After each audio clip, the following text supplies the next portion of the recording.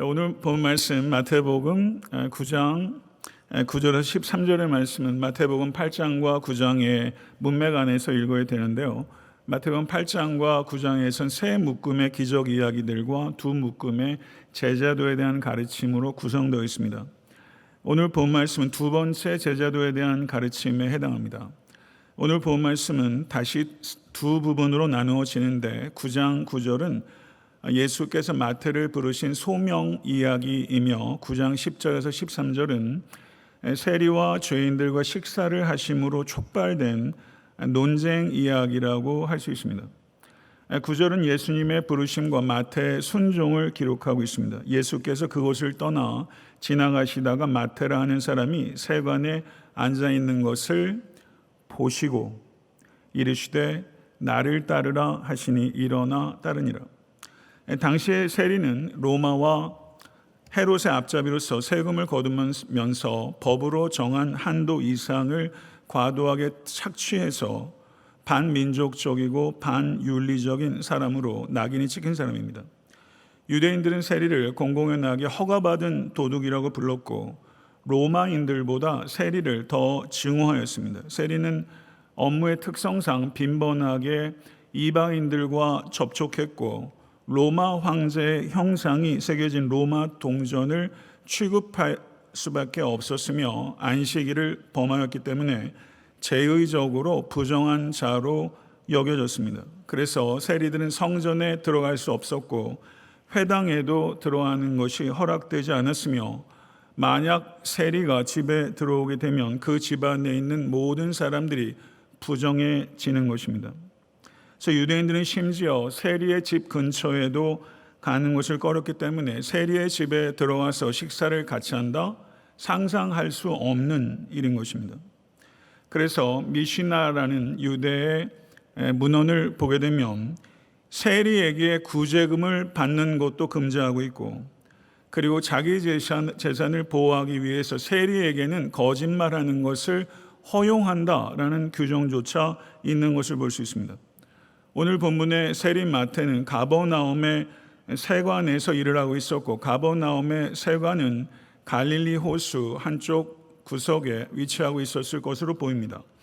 이 가버나움 세관에서 주로 담당했던 업무는 특성상 헤롯 빌립 지역에서 헤롯 안티파스 지역으로 들어오는 상품에 대한 관세와 통행세 그리고 갈릴리 호수에서 잡은 물고기들에 대한 세금을 부과하는 일들을 했던 것입니다. 그런데 예수님께서는 모든 이들이 혐오하고 증오하는 세관에 앉아있는 세리 마태를 보셨습니다.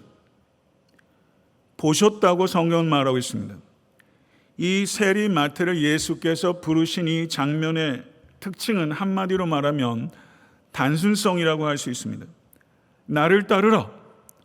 예수께서 단순하게 말씀하셨고 세리 마태는 어찌된 일인지 아무 말도 없이 모든 것을 버리고 일어나 예수를 따랐다라고 말하고 있습니다. 예수님의 제자들 가운데 어부들이 여럿 있었습니다. 어부들은 마음을 바꾸게 되면 다시 어부로 갈 수 있습니다. 실제 예수님을 부인하고 부활의 주님을 만났음에도 불구하고 제자들은 면목이 없어서 요한복음을 보게 되면 다시 물고기 잡으러 갔던 상황들을 아실 것입니다. 어부는 다시 어부가 될 수 있습니다. 그러나 세리는 다시 세리로 돌아가는 것이 거의 불가능합니다. 마태는 상당히 부유하였기 때문에 다른 제자들보다 훨씬 많은 것을 버렸습니다. 그렇다면 이 마태의 순종은 다른 제자의 순종보다 과거와 보다 근본적인 단절을 했다는 것을 의미하는 것입니다. 그런데 예수님께서 나를 따르라 라고 말씀하셨을 때 세리 마태가 일어나 따르니라. 마태복음 9장 1절을 보게 되면 예수께서 배에 오르사 건너가 본 동네에 이르니 라고 말하고 있는데요. 본 동네, his own village 그렇게 번역하고 있는데요. 본 동네라는 것에 대해서 해석하면서 성경학자들 가운데는 본 동네라는 의미가 예수께서 가버나움에서 세금을 내셨다는 의미를 포함하는 것이다 라고 말하고 있는 것을 볼 때 저는 상당히 공감이 됐습니다. 그렇다면 세리 마태가 가버나움 호숫가의 세관에 앉아 세금을 징수하고 늑탈할 때 예수님을 만나셨을 수도 있고, 어쩌면 예수님으로부터 과도한 세금을 징수했을지도 모릅니다. 서로 예수와 세리 마태가 직접적인 만남은 없었더라도 사람들이 왕성하게 오가는 교차로에 위치한 세관에서 세리 마태는 사람들이 수근수근거리고 예수의 가르침에 대해서, 예수의 기적에 대해서 말하는 것을 이 세리 마태가 왜 안 들었겠습니까? 그런데 또 하나 고려해야 될 것이, 마태복음 5장에서 7장은 위대한 산상수훈의 가르침입니다. 그리고 예수께서 세리 마태를 제자로 부르신 사건이 9장에 기록되어 있습니다. 물론 이 모든 것들이 마태복음 전체가 chronological order에 따라 연대기적 순서에 따라 기술됐다고 말할 수는 없습니다. 그러나 연대기적 순서를 가급적이면 따랐을 것입니다. 그렇다면 세리 마태는 예수께서 부르시기 전에 그 산 어딘가에 수많은 무리들에 섞여서 예수 그리스도의 산상수훈의 말씀을 멀리서 경청하였을지도 모른다고 저는 생각합니다. 세리 마태는 물질적 어려움 없던 사람입니다. 풍족하게 살았습니다. 그렇지만 물질이 쌓이면 쌓일수록 떳떳하고 가치 있는 삶에 대한 갈망도 쌓여간 것입니다. 그러던 차에 예수 그리스도의 말씀을 듣고 예수 그리스도에 대한 소문을 전해 들으면서 떳떳하고 가치 있는 삶에 대한 이 세리의 이 갈망이 더 폭발한 것입니다. 나도 이제 이 세관을 벗어나 저분을 따르고 싶은데, 저분처럼 살고 싶은데 하는 갈망이 이제 더 이상 주체할 수 없게 된 그날 아침, 예수께서 갈릴리 바닷가를 걸어가시다가 세리 마태를 보셨다. 세리 마태를 보셨다. 세간에 앉아서 자기 힘으로는 벗어나지 못하는 그 세간에 갇혀있는 세리 마태가 예수께서 자신을 향해서 걸어오고 있는 모습을 볼 때 세리 마태의 그 심장은요 터질 것 같았을 거예요.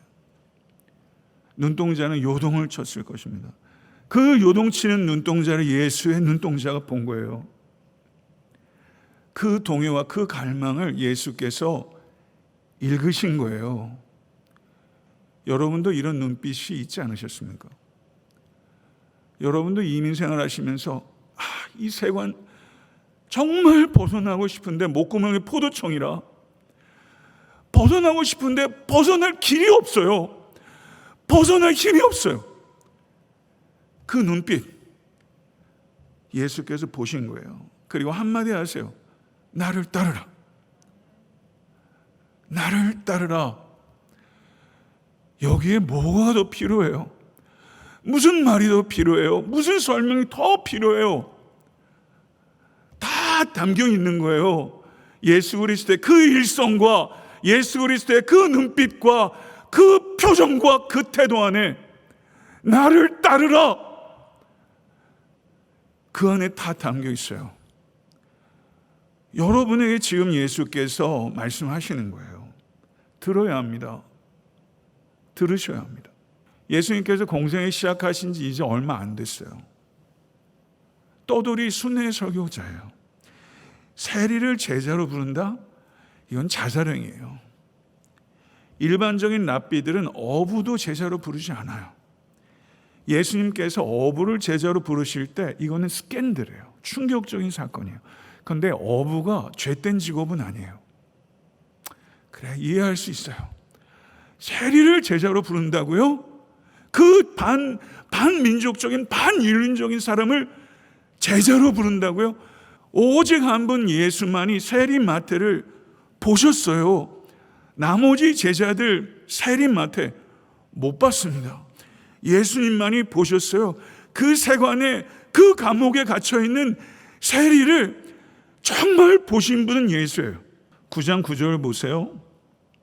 예수께서 보시고 9장 11절 바리새인들이 보고, 성경 원어는 둘 다 에이돈, 호라호란 to see라는 동사의 분사 형태입니다. 에이돈, 예수도 보시고 예수도 세리를 보셨고 바리새인도 세리를 봤어요. 이 두 개의 호러, 이 두 개의 봄을 성경은 대조하고 있는 거예요. 바리새인들이 봤습니다. 어제 제가 책을 하나 신청을 했는데요. 눈의 역사, 눈의 미학. 제가 이 책에 대한 관심이 많아서 인용도 하는데 정작 이 책을 제가 읽지를 못했어요. 그래서 어제 이 책을 주문했는데요. 영문학자가 쓴 눈에 대한 책입니다.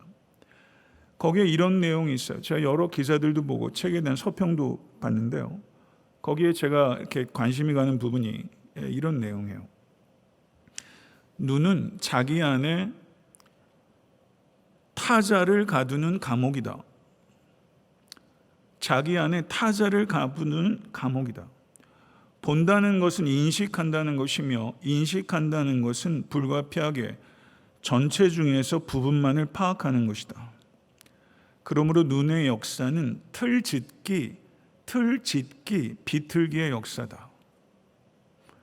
눈에 대해서 상당히 비관적으로 이야기를 합니다. 그런데 이분은 크리스찬인 것 같아요.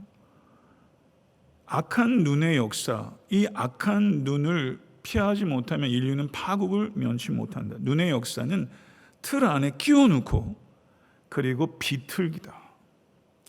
바리새인의 눈은 임철규 박사의 관찰에 의하면 타인을 가두는 감옥으로서의 눈이에요.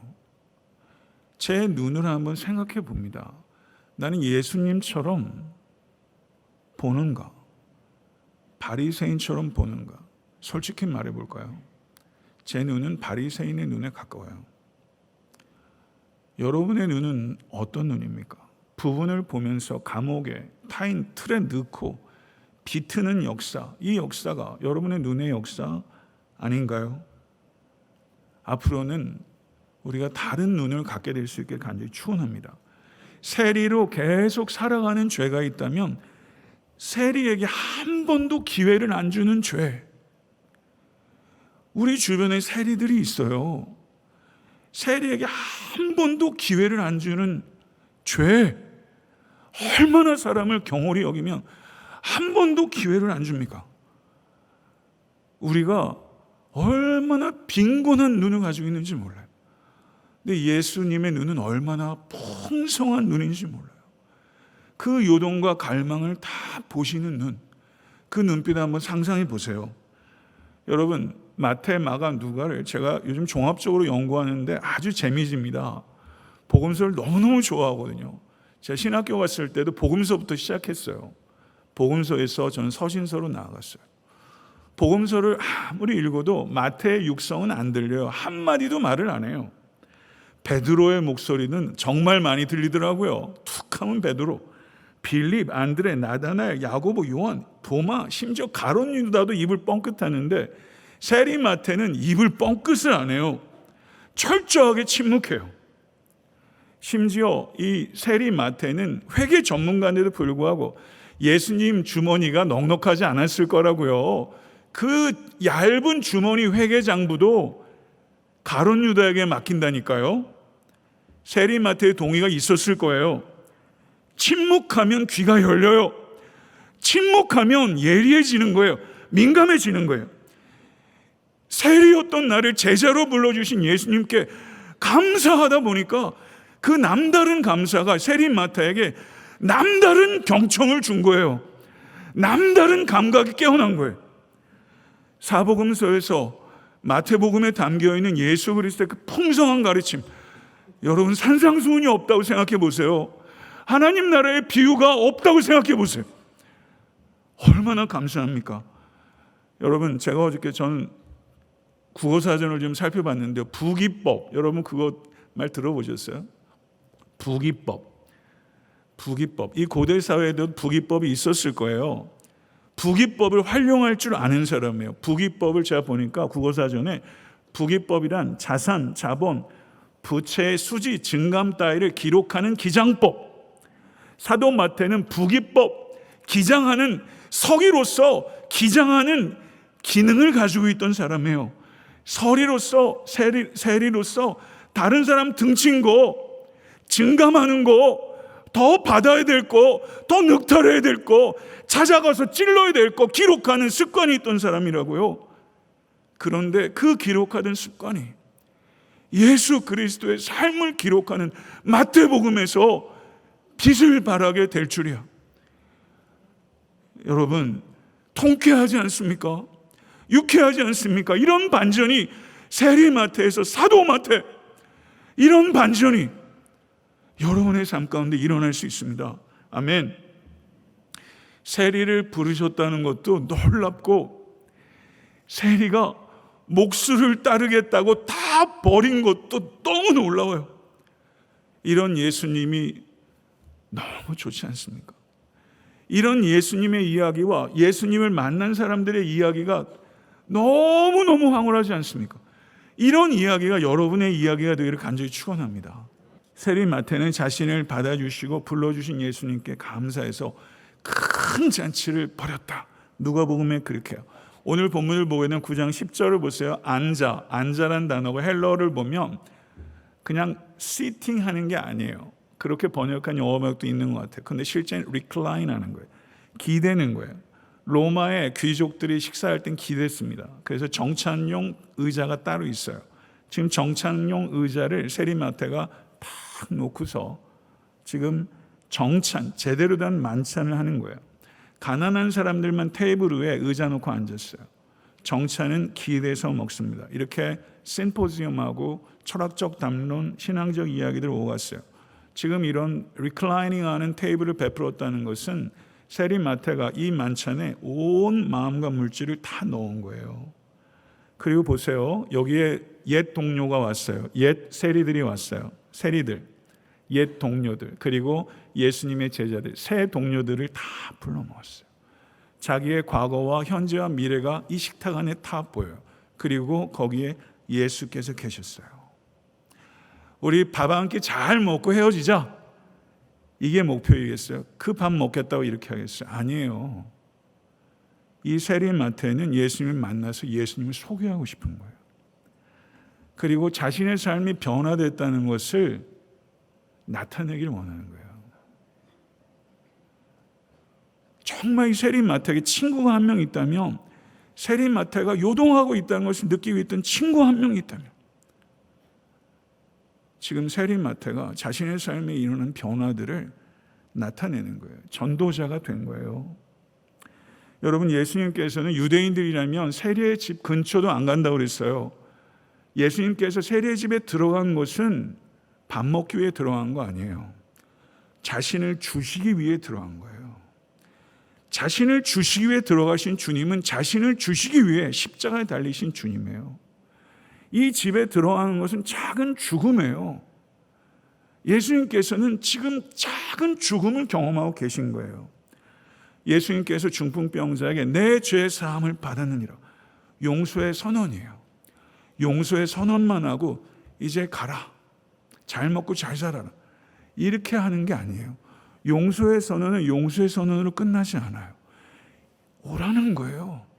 같이 밥 먹자는 거예요. 새로운 관계를 형성하자는 거예요. 새로운 식탁 공동체를 만들자는 거예요. 이게 기독교예요. 여기서 하나 흥미로운 것은요, 바리새인들은 세리의 집에 안 들어갑니다. 그런데 지금 제자들에게 자신의 불만을 표현했어요. 그러면 도대체 어떻게 이 바리새인과 제자들이 만날 수 있었을까요? 그러면 우리가 제자들이 식사 중에 세리의 집에서 나와서 서성거렸겠구나 라고 생각하는 게 저는 맞는 것 같아요. 세리의 집에 아마 처음 들어왔을 겁니다. 한 명도 아니고 때로 모여 있는데 거기서 밥이 안 넘어가는 거예요. 이렇게 하는 예수님이 싫은 거예요. 불편한 거예요. 그래서 밖에 나가서 서성거리는 거예요. 왜 한 끼 식사가 눈 딱 감고 먹으면 되지 뭐가 이렇게 심각한 거지? 여러분 이해되세요? 잘 이해 안 되시죠? 그러면 우리가 유대교에 대해서 좀 더 이해해야 될 필요가 있어요. 유대인들에게 구전법이라는 게 있습니다. 오럴 로. 구전법이 전승이 되는데 구전법의 67%가 이 식탁, 테이블 펠로우십에 대한 거예요. 몇 퍼센트라고요? 67%. 법의 67%가 테이블 펠로우십에 관한 거예요. 그런데 이 구전법에서 다루는 중요한 요소가 세 가지인데, 음식의 정결, 그릇의 정결, 사람의 정결이에요. 이 세 가지가 유대인들한테 목숨을 거는 거예요.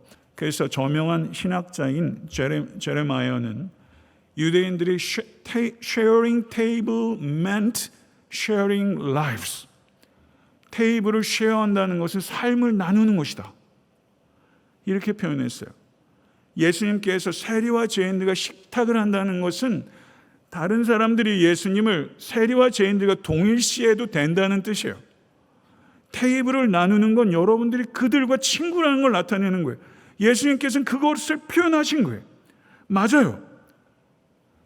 저도 공부하면서 유대교를 상당히 심각하게 공부를 한 1년 정도 했는데요.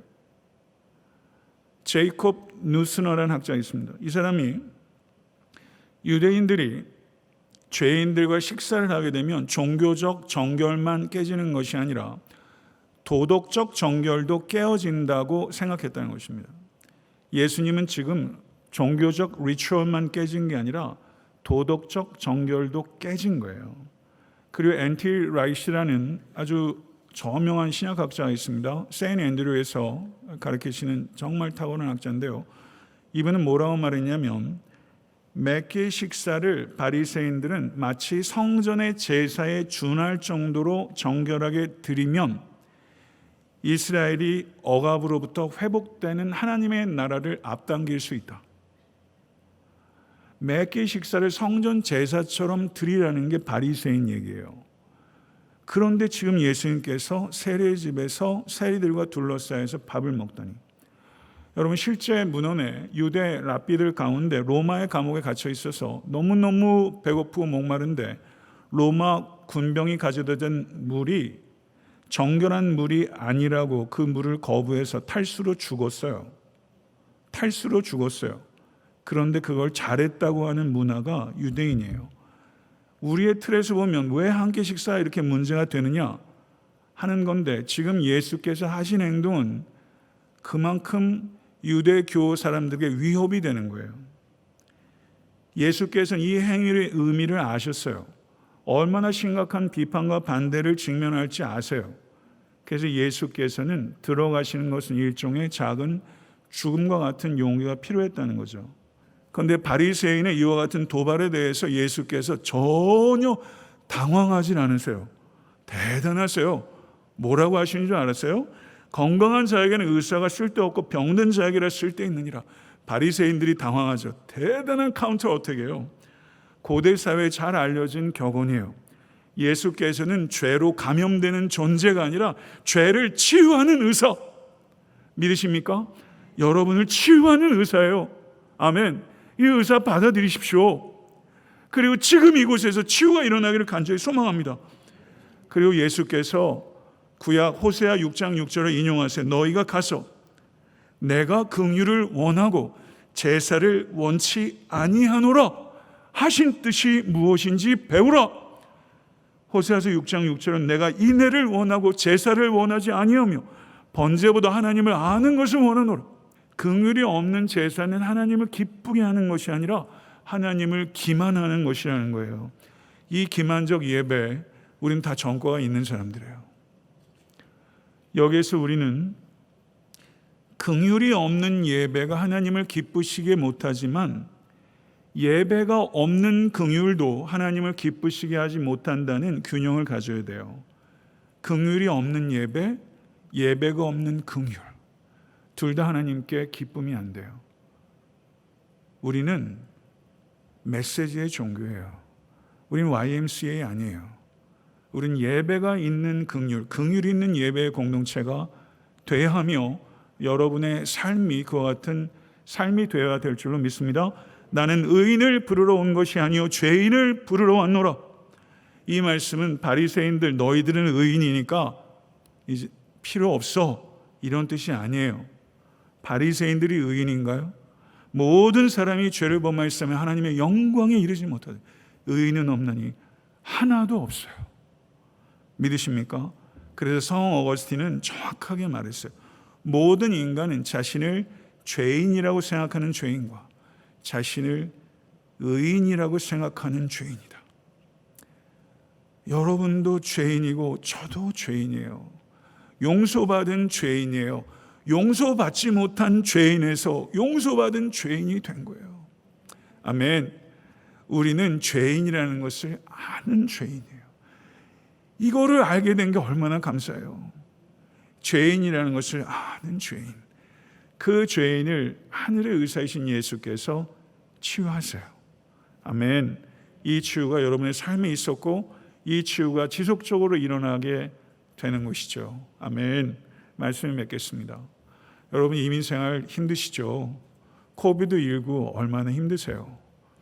여러분 가치 있고 떳떳한 삶 접으셨습니까? 가치 있고 떳떳한 삶 위해서 동요하셔야 됩니다. 갈증이 있어야 됩니다. 예수를 만났어도 이 갈증 폭발해야 합니다. 이런 삶을 추구하시는 다시 불이 붙는 여러분과 제가 될 수 있기를 간절히 축원합니다. 만약에 이 자리에 나를 따르라 하는 예수님의 부르심에 아직까지 일어나 따른 적이 없다면 오늘 따르십시오. 오늘 일어나 따르는 역사가 여러분의 삶 가운데 일어날 수 있게 되기를 간절히 축원합니다. 세리마태에서 사도 마태, 성경의 기자가 된 이 사도 마태의 삶의 이야기처럼 여러분의 삶의 이야기도 제 이야기도 이렇게 단순하고 이렇게 아름다운 삶의 이야기가 될 수 있기를 간절히 축원합니다. 지금까지의 삶 챕터 덮으세요. 이제 새롭게 쓰세요. 그런 이야기 다 쓰실 수 있습니다. 같이 써내려가는 우리 모든 공동체 될 수 있기를 간절히 소망합니다.